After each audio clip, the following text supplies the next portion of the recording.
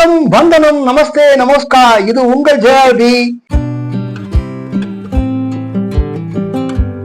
இன்று கூட்டுக்களவாணில நாம் பேச போற டாபிக் அப்படின்னு சொல்ல முடியாது.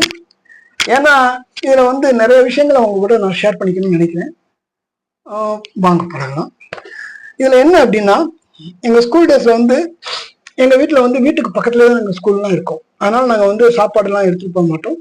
வீட்டுக்கு தான் சாப்பிட்டு போவோம்.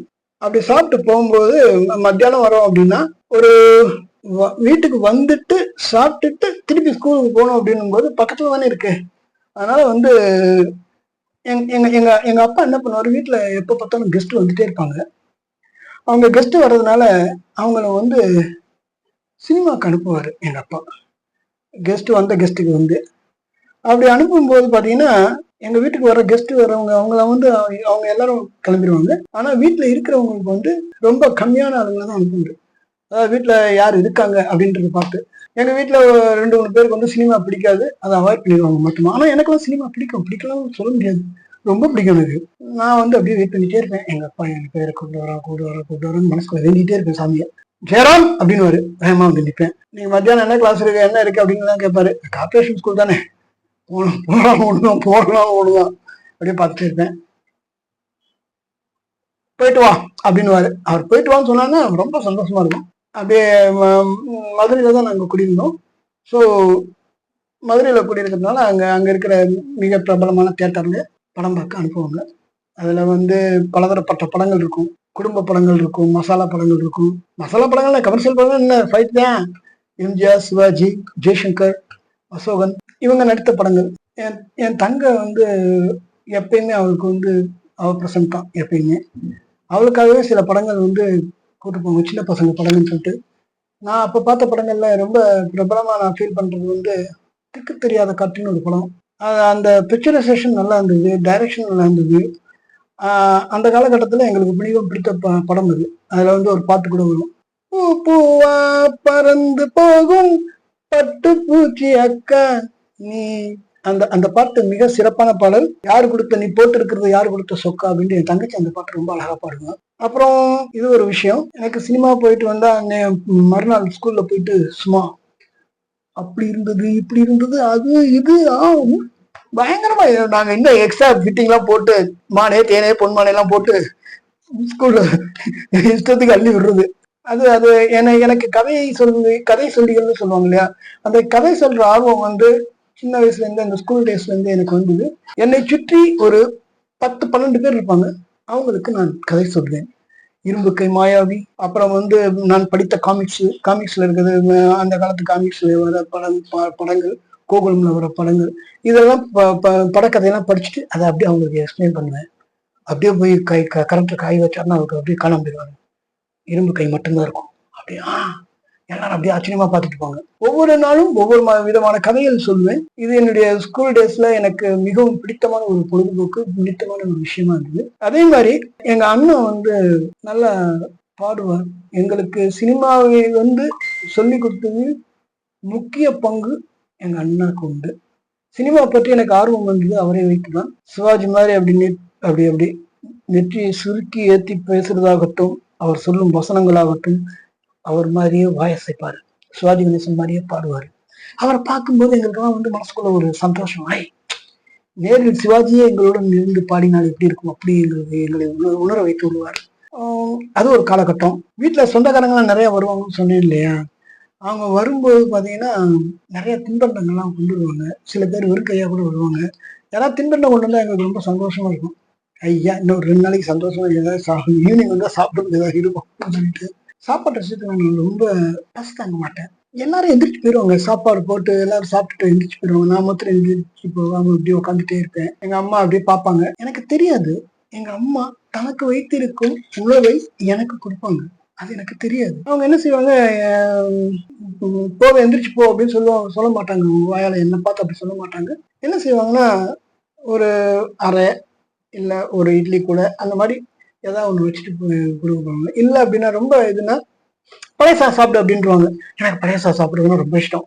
டப்புன்னு போய் பழைய சாதத்தை போட்டு அப்படியே பிழிஞ்சு எடுத்து போட்டு எண்ணெய் ஊற்றிக்குவேன். எண்ணெய் ஊற்றி நல்லா பிசைஞ்சு அதுல இருக்கிற தேவாமிருதம் கூட அந்த மாதிரிதான் இருக்குமோன்னு எனக்கு தோணும். அப்பலாம் அதை சாப்பிடுவேன். அதே மாதிரி எனக்கு எனக்கு மிகவும் பிடித்தமான விஷயங்கள்ல நிறைய விஷயங்கள்ல சாப்பாடு ஒண்ணு. சோறு முக்கியம் இல்ல. அதனால சாப்பாடு விஷயத்துல நான் ரொம்ப இதா இருப்பேன்.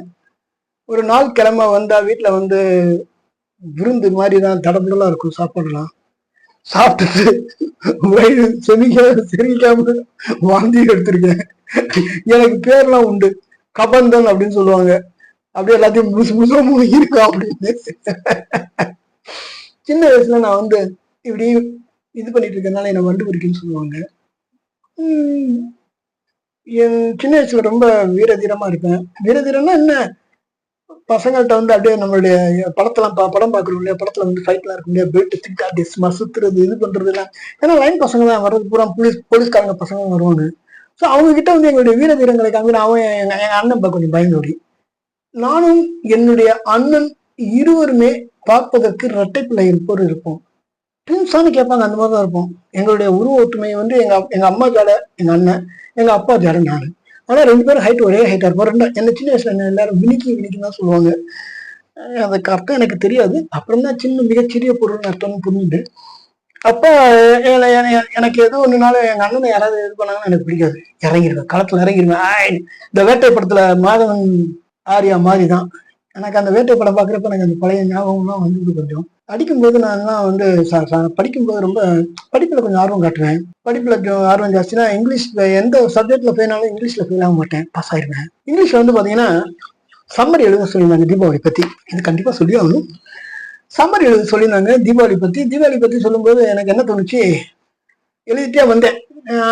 கிருஷ்ணா கால்டு நரகாசுரம் ஃபார் ஃபைட் அப்படின்னு போட்டு, அதை எப்படி சொல்றதுன்னு தெரியல, ஒரு பிராக்கெட் போட்டு வாடா ஒத்தைக்கு ஒத்தை அப்படின்னு போட்டு அதுக்கு எனக்கு 10 மார்க் கிடைச்சது. அது வந்து 15 மார்க்கோ 10 மார்க்கோ 12 மார்க்கோ போட்டாரு சார் வந்து. எங்க வீட்டுல வந்து காமிச்சு. அதே மாதிரிதான் லீவ் லெட்டர் எழுத சொன்னாங்க. As I am suffering from fever to attend my sister's marriage, kindly grant me 3 days leave அப்படின்னு. நான் அந்த படங்கள் பார்க்கும்போது இந்த மாதிரி வசனங்கள் வரும்போதுதான் எனக்கு யோசனையா இருக்கும்னா, நம்ம சொந்த யாரும் சொல்லியிருக்காங்க போட்டுக்கு அப்படின்னு யோசிச்சுப்பேன். ஸோ என்னுடைய பால்ய கால நினைவுகள் எனக்கு இன்றைக்கும் பசுமரத்தாணி போல என் நெஞ்சில பதிஞ்சிருக்கு. எனக்கு வந்து எந்த ஒரு விஷயத்தையும் வந்து ஒரு ஆர்வத்தோட தான் செய்யணும்னு ஆசைப்படுறேன். ஆனா படிப்பு மாத்திரம் எனக்கு எவ்வளவு சரியா, நான் இந்த கணக்கு சயின்ஸ் எல்லாம் வந்து எனக்கு வரவே இல்லை. கலையில ஆர்வம் உண்டு. பாட்டு பாடுவேன், நல்லா கவிதை எழுதுவேன், கதை எழுதுவேன். எங்க எங்க எங்க அப்பா வந்து அதுலலாம் கொஞ்சம் ஆர்வம் உள்ளவர். எங்க வீட்டுல என்ன செய்வாங்கன்னா, ஒரு பாட்டு எடுத்துட்டு அந்த பாட்டு என்ன ராகம் அப்படின்னு சொல்லி எல்லாருக்கூடையும் டிஸ்கஸ் பண்ணுவாங்க. அதெல்லாம் ரொம்ப இன்ட்ரெஸ்டிங்கா இருக்கும். எங்க வீட்டுல மொத்தம் 10 பேரு. அதனால வெளியில போய் பசங்க தேடி போய் நாங்க விளையாண்டதே கிடையாது. வீட்லயே தான் விளையாண்டுக்குவோம், வீட்லயே தான் சண்டை போட்டுக்குவோம். எல்லாமே எங்க குடும்பம் ரொம்ப பெருசு. அதனால எல்லாருமே வந்து ஏதாவது ஒரு விஷயத்துல ஸ்ட்ராங்கா இருப்பாங்க. அவங்க படிச்சது எல்லாமே எங்களுக்கு வந்துடும்.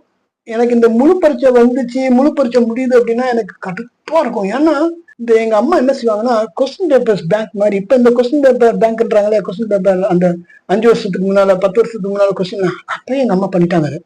என்ன பண்ணுவாங்க, இந்த கொஸ்டின் பேப்பரை பூரா சேர்த்து தைச்சு வச்சு அதுல இருக்கிற ஒவ்வொரு கொஸ்டின் பேப்பரையும் நாங்க ஆன்சர் பண்ணாதான் சாப்பாடுன்றவாங்க. அடிமடியில கை வச்சா நமக்கு எப்படி சாப்பாடு இல்லைன்னு நம்மளால முடியுமா? ரொம்ப கஷ்டம் இல்ல. ஏதாவது பண்ணி எஸ்கேப் ஆகி அவங்க வந்து அவன் சொல்லிட்டான் அப்படின்ற மாதிரி சொல்ல வச்சிருவேன். அந்த நேரத்துக்கு என்ன தோணுதோ மனநம் பண்ணிட்டு கடகடன் அப்படியே சொல்லிட்டு சொன்ன மாதிரி பாவலா காமிச்சிட்டு போய் சாப்பிட உட்காந்துருவேன். இது ஒரு விஷயம். அந்த கொஸ்டின் பேங்க் வந்து நிறைய இருக்கும். அது இவ்வளவு இருக்கும். ஏன்னா எல்லாருமே 2 வருஷம் டிஃபரன்ஸ். அவங்க படிச்சதுலாம் எங்களுக்கும் வரும். அதனால அப்படியே ரெகுலரைஸ் அப்படியே பூரா இவ்வளவு இருக்குங்க. சத்தியமா நான் போய் சொல்லுவேன். எல்லாம் அப்படியே அடிச்சு வச்சு எங்க அம்மா பைண்டிங்லாம் பண்ணுவேன். எங்க அண்ணன் எங்க மதுரை அண்ணன் வந்து அவர் வந்து போலீஸ்ல இருந்தாரு. எங்க மதுரை அண்ணன் வந்து எல்லாத்தையும் பைண்டிங் பண்ணுவாரு. சூப்பரா பண்ணி வச்சு அவர் பண்றத வந்து நாங்கெல்லாம் வந்து அவர் செய்யற ஒவ்வொரு விஷயமும் பார்த்தீங்கன்னா ரொம்ப இன்ட்ரெஸ்டிங்கா பண்ணுவாரு. பட்டம் இது பண்றது, சுவிட்ச் போடுறது, அப்புறம் வந்து கோலி குண்டடி இது பண்றது. எங்களுக்கு அப்பவே ஒரு வேட்டியை கட்டி உலக சினிமாவை உள்ளூர் சினிமா ஆக்கணும் எங்க அண்ணன். எங்களுக்கு சினிமா மேல ஒரு ஆர்வம் வந்தது, ஒரு மோகம் வந்தது அப்படின்னா காரணம் எங்க அண்ணன் தான். வீட்டுல வந்து அழகா அப்படியே ஒரு லென்ஸை வச்சு, வீட்டுக்கு வெளியே கண்ணாடி வச்சு அப்படியே உள்ள இது பண்ணி, எல்லாருமே பண்ணிருப்பாங்க. இருந்தாலும் இவர் மிக சிரத்தையா ரொம்ப அழகா பண்ணுவாரு. ஒரு எம்ஜிஆர் படம், சிவாஜி படம் எல்லாம் அப்படியே ஒரு கேப்பிட்டு கலர் படம், ஈஸ்ட்மெண்ட் கலர் அப்படின்னுவாங்க. அந்த கலர் படங்கள் எல்லாமே கடவுள் படமா இருக்கட்டும், கடவுள் படங்களா இருக்கட்டும், எல்லாமே எங்க அண்ணா பண்ணுவாரு.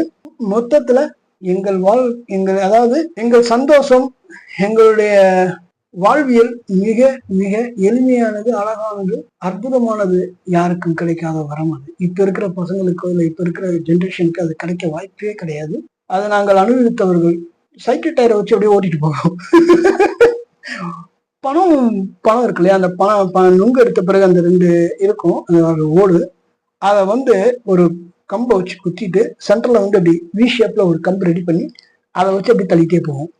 இது மாதிரி நிறைய இருக்கும். அதே மாதிரி இந்த சோடா உடையிற அந்த சோடா இது மூடி இருக்கு இல்லையா, அந்த சோடா மூடி நல்லா தச்சு நல்லா அப்படியே வட்டமா பண்ணி அதுல 2 ஹோல் போட்டு நூல் போட்டு இறுக்கி சிறு சிறு சிறு